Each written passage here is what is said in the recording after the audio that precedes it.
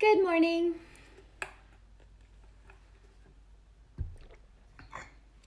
How's it going, guys?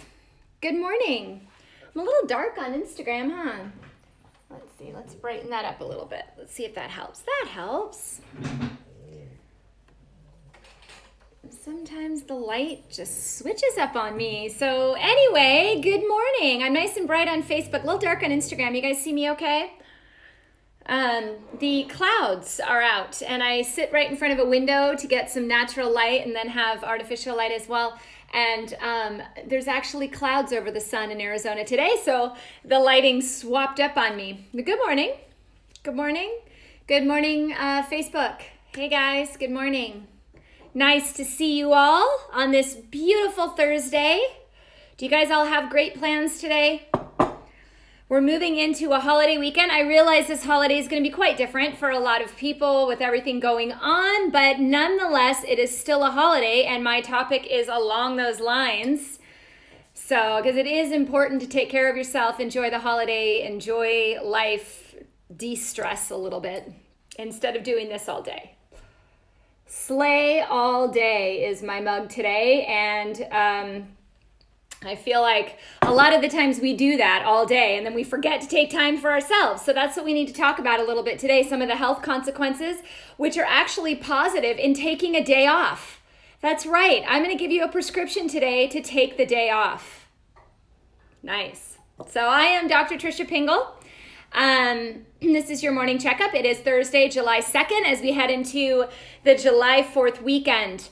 I have a question over on Facebook about taking vitamin D. That is highly specific per person. That's the amount that I take personally, but I know where my levels are. So I would get your levels screened, and vitamin D could be anywhere between 1,000 to 10,000 on average per day, depending on your levels and what your doctor recommends and whether you're taking it orally, under the tongue. All of that makes a huge difference. So, but I would say that's average dosing over there, Carolyn.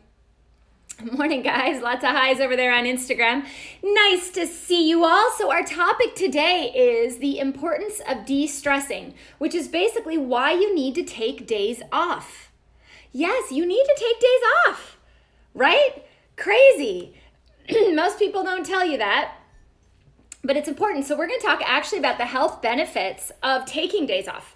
There are actually numerous studies on this. Kind of cool. So this is a holiday weekend. I don't know how many of you have tomorrow off, but I figured this was fitting because hopefully most of you can take advantage of a 3-day weekend, take a day off. So I want to give you some tips and tricks of what you can do to actually make it more beneficial to your health. Okay, I know I work from home a lot. I do a lot of little things. So sometimes when I take a day off, I don't really take a day off. I kind of take a half day off. So I think it's important to be honest with ourselves and really take care of ourselves. So that's what I'm going to talk about today. Yay, we're not going to slay all day today. All right, so it sounds really simple. If I say, hey, I want you to take a day off, that sounds really easy, right? It's not. We all know that. I mean, I wear a ton of different hats. So trying to take a day off for me, I mean, how does a mom and a dad take a day off? I mean, really, how do parents take a day off? Can we really? There's certain things that just have to keep moving forward, but there is a way that you can do it to make it a more beneficial aspect for your health so that it doesn't come back to bite you later. So let's review it. First of all, the importance of de-stressing. Why do we need to take days off? Why do we need to de-stress, right? One of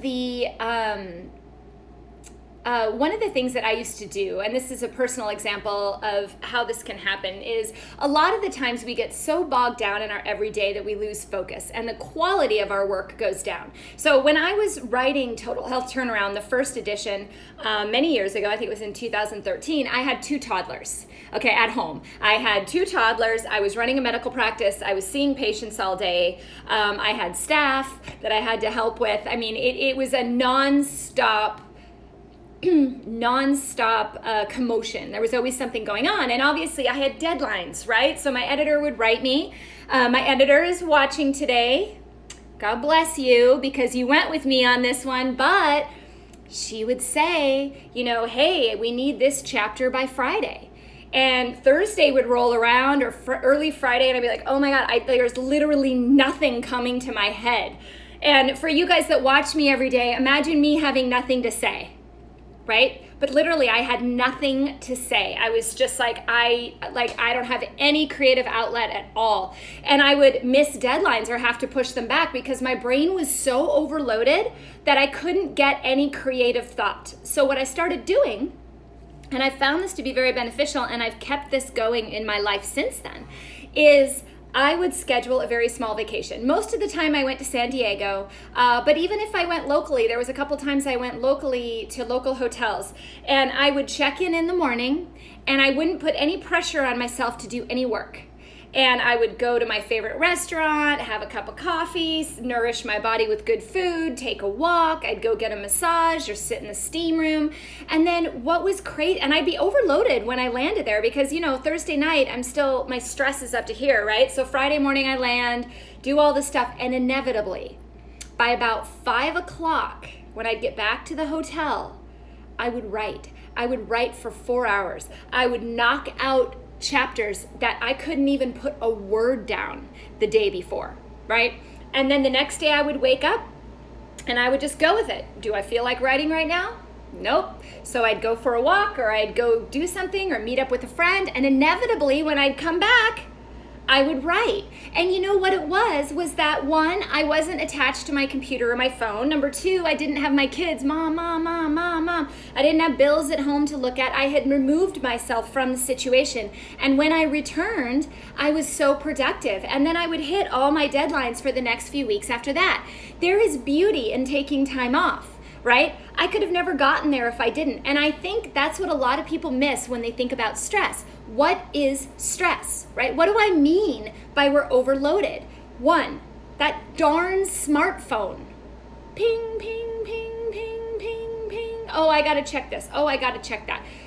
Sit down to talk to your husband. What does your phone do? Bing, bing, bing, bing, bing, bing, bing. And what do? You check it, right? Just that alone. Not to mention emails, pressure from bosses, coworkers at work, maintaining relationships with friends, family, elderlies, children, taking care of children, paying bills, cleaning the house, organizing your closet. I mean, all these things that we load onto ourselves on a daily basis that aren't even necessarily stress, and that, outwardly perceived as stress. But then when a stressful event comes along, the death of a loved one, an illness, loss of a job, whatever else, our bodies just go, and we're not productive anymore, right?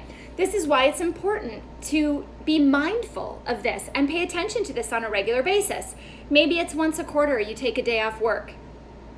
Whatever, but whatever you do, I have some tips for you on what you can do to make that day the most productive. The reason it worked for me is because I focused on my health, right? So I'd land in San Diego and I would take a full day to just focus on me, nobody else. What did Trisha want to do, right? What did I want to do in that exact moment? I wanted to get a massage, so off I went.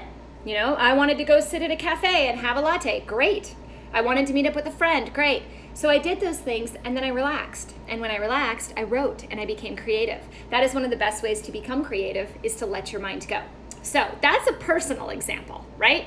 So we all have deadlines, we all have work, we all have things we have to get done. So how do we do this? And what are the symptoms that de-stressing can actually help with? I think there are 3 main symptoms that in research have really shown a strong correlation to reducing that stress load, that constant stress load, and improvement in these conditions. The first one I think is fairly obvious to all of you, which is anxiety.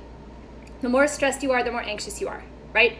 So the more you have on your plate, the more you have to worry about, the more you miss, the more stressed out you are. Like I would beat myself up that I wasn't gonna hit my deadline.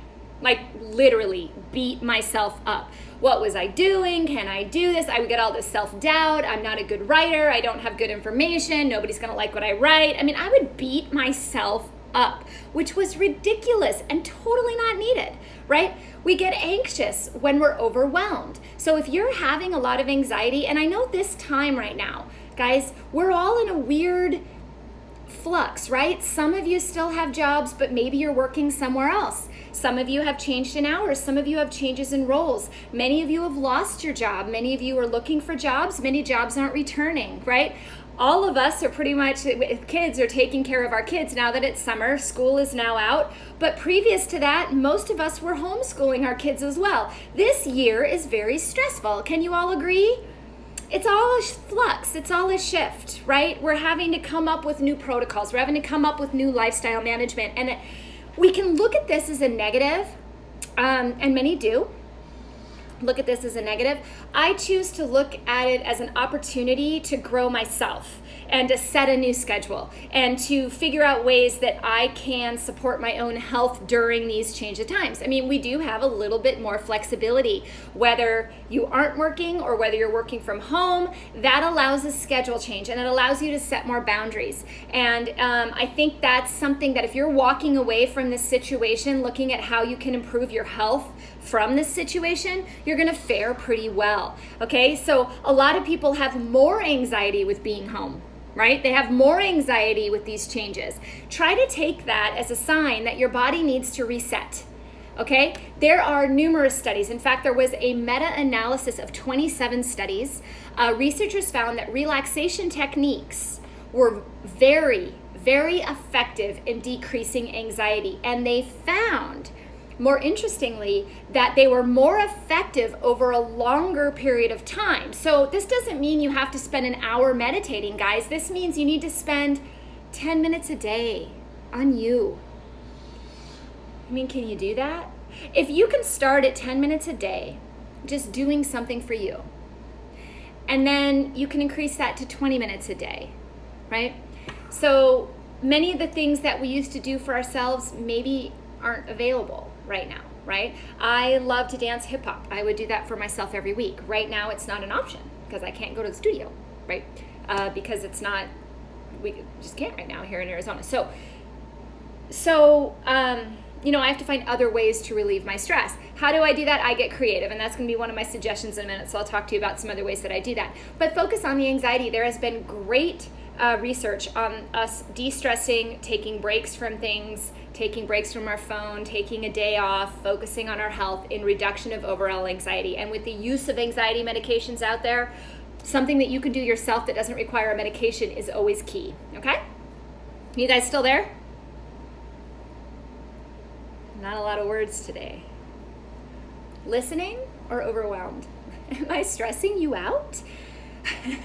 Okay, number 2 is a surprise. You may not know this one, and this is a big one. I think many of you have asked about this numerous times, and it is about pain. Pain management.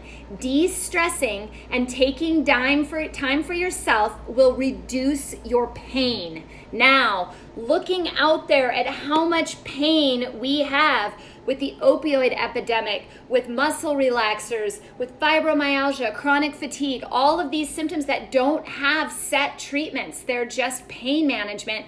All of you dealing with that, listen up, okay? Listen, chronic stress leads to pain, okay? This pain could be anything from headaches to migraines to backaches to foot aches, to knee aches, to overall tenderness, fibromyalgia, chronic fatigue syndrome. When I get stressed out, you know how I know?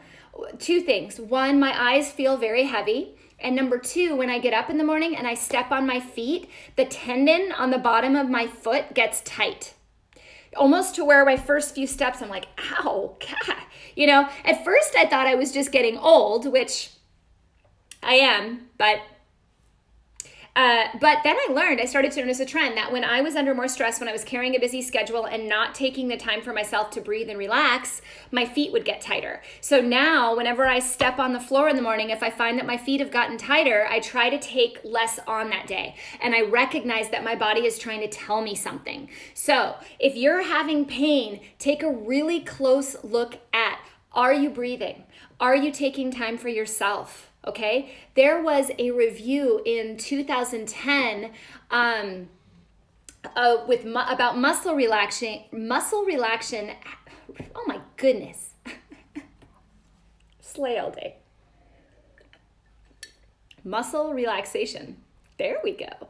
Muscle relaxation helped to reduce pain in those with chronic low back pain and pregnancy-related pain. In addition, the researchers found that a relaxation significantly reduced pain in those that had osteoarthritis and rheumatoid arthritis. Now, how many of you out there have osteoarthritis and get joint pain from it? Show of hands. A lot of you, I bet, just looking at the numbers. Now, what if you could reduce that pain by simply meditating or being mindful every day? That's huge. Because the main treatment for that are NSAIDs, right? Is pumping ourselves full of a bunch of anti-inflammatories, which isn't always the right choice either. So looking at the connection between the brain and the body is huge, okay? It really does matter. You need to access that parasympathetic activity that we talk about all the time in response to stress. Practicing mindfulness, this was another study, practicing mindfulness or being present in your moment improved physical and psychological pain. Now, there have been numerous links to chronic pain conditions and previous trauma, right? Many people who have had traumatic childhoods or have had traumatic adulthoods, eventually it turns into pain syndromes. That is why a lot of the solutions for that land in antidepressants, therapy, those types of things. So if practicing mindfulness can help improve the physical and the psychological pain, that's huge, right? It has also been shown to help depression, anxiety, and fibromyalgia. Now, what is mindfulness? We're going to talk, I talk about that quite a bit, and I believe I'm going to talk about it here a little bit in the meditation, but mindfulness is really just being in the moment. So when your kids are talking to you, are you looking at your phone at the same time? Are you multitasking? Or do you stop what you're doing and look them in the eye and have a conversation? We're all guilty of multitasking. I do it all the time. I work in a home office, right? So my kids come in and out all the time, right? And they're always interrupting me. And what I'm really trying to do is say to them, well, okay, I'm going to work from this time to this time, but then I'm going to be 100% present with you. And I leave my phone in a different place so that I'm not constantly being bothered when I'm with them either. Little things like that make a huge difference, okay? So try to be in the moment. I do have articles about this at drpingel.com, okay? Lots of articles on little tips and tricks you can do. This last thing is really interesting, and many of you know, because you follow me regularly, that I created a program for adrenal fatigue and that I'm very passionate about the way that stress impacts the body. And I have so many people ask me why, and I have so many people write and say, well, will your program help with this, this, this, this, and this? And my answer is stress impacts all of these things, right? One of the number one things that people look for when they're looking for programs or doctors or whatnot is weight management, right? Weight management is a big one. A lot of people worry about it. I get it. And my answer always is, well, how's your stress, right? There is some amazing research on lowering stress response and supporting the adrenal glands and weight management.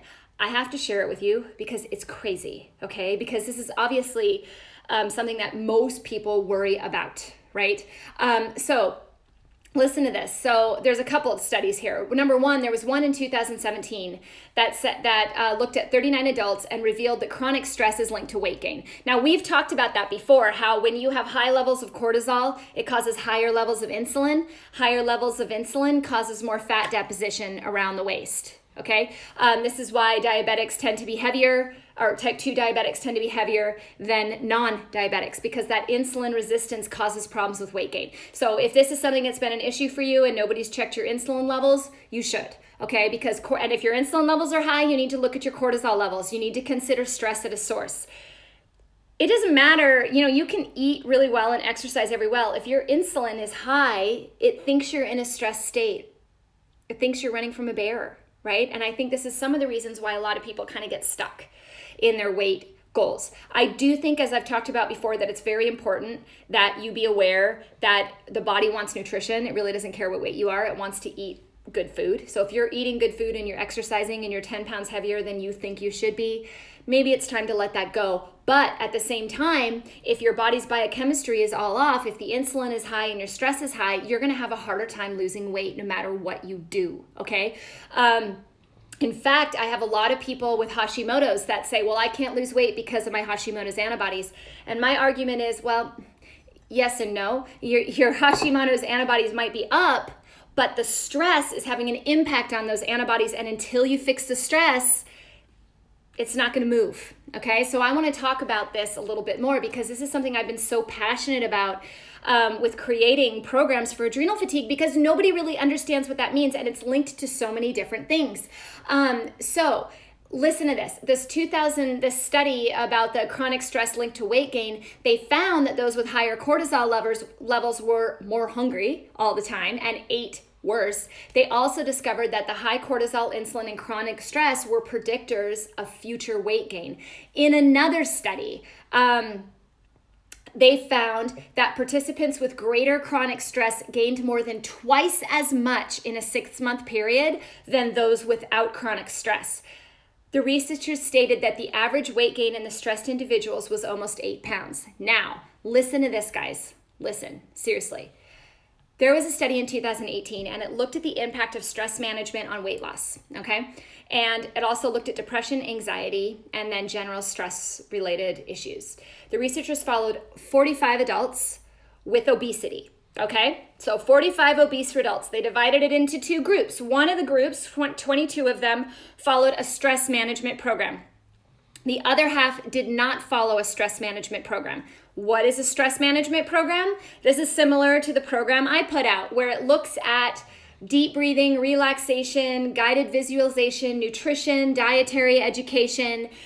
So feeding the body good food, paying attention to mindfulness, learning the techniques to de-stress the body. Okay, so half of them got that, the other half didn't. All obese, right?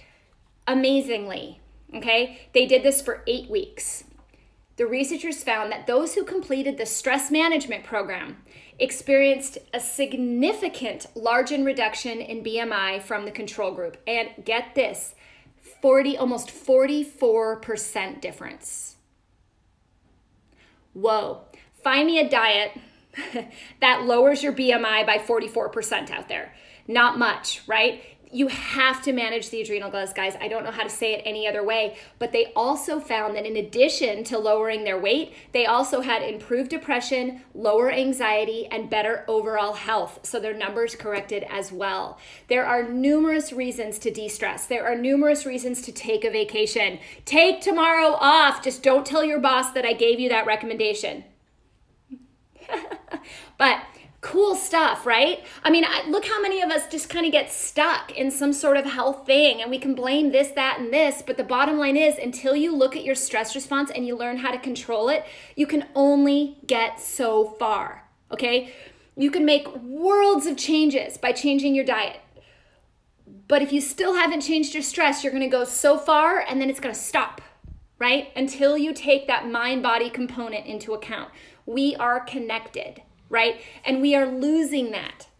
We are losing connection with people. We are losing connections with ourselves. We are allowing everybody else to put more and more pressure on us. We're being influenced by more and more things, immediate now, got to do this, that, and that. And it is at the expense of our health, right? So we have a choice right now to decide, do we want to continue on this path, or do we want to back up a little bit and reassess our own health, other people's health, really take this time to find a way to grow to what the next phase of life needs to be, okay? So how do you do this, right? For those of you that are looking for the program, I have people that ask through the website. It's totalhealthturnaround.com. Nutrition, mind-body techniques, education on how stress impacts the body so that you know what to ask for and what to take, what to talk to your doctor about. Totalhealthturnaround.com. For those of you that want some quick little highlights here, number 1, there are 4 ways that you can start de-stressing today, right now, when I'm done with my live. Don't meditate during my live. Number one is meditation. And meditation does not have to be this big, drawn out thing with candles and blankets. No, it just needs to be in the moment. So a lot of people do this by walking outside, putting their feet in the ground, breathing, being in the moment. That's what meditation is about. Find a quiet corner and sit there and breathe.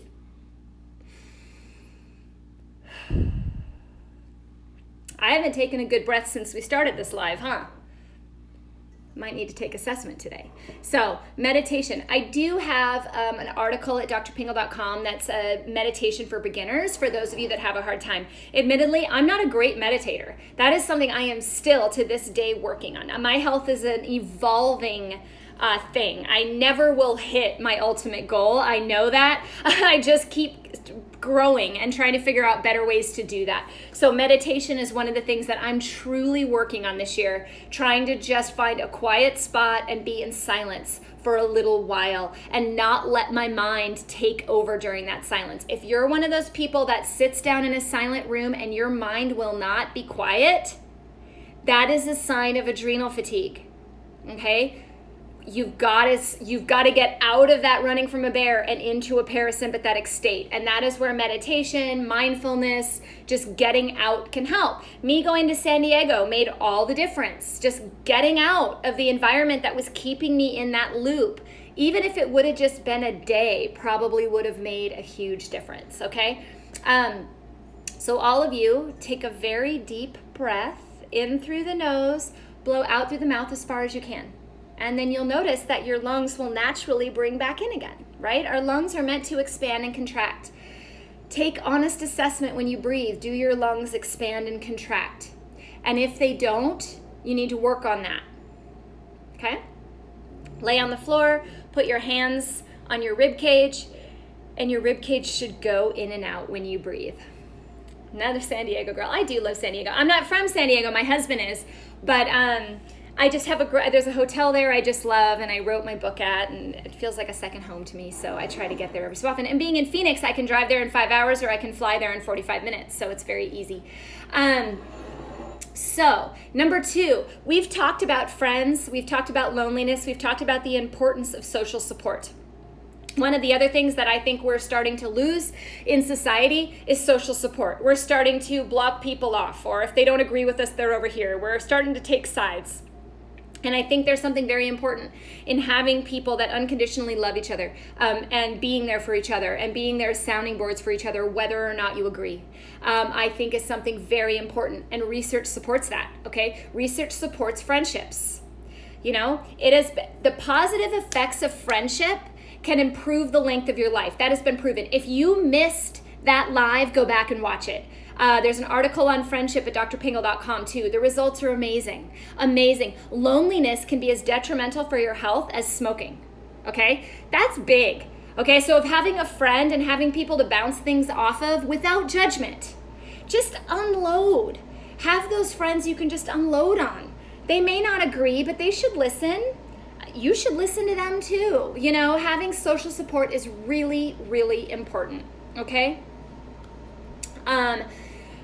So strong friendships in research show to have a 50% increase in survival rate, opposed to those that don't have social support.